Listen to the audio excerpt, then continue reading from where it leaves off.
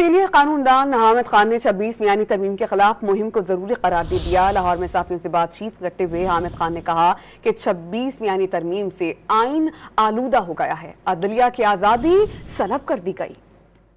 یہ وکلا کے پروفیشن کے لیے بہت ضروری ہے کہ ہم 26ویں ترمیم کے خلاف جو ہے وہ ایک مہم بھی چلائیں اور پوری طرح سے کوشش کریں 26ویں ترمیم کو ختم کرنے کی، تاکہ ایک دفعہ پھر عدلیہ آزاد ہو، ایک دفعہ پھر آئین جو ہے اپنے اصلی جگہ پہ آ جائے، اپنے اصلی مقاصد حاصل کر سکے۔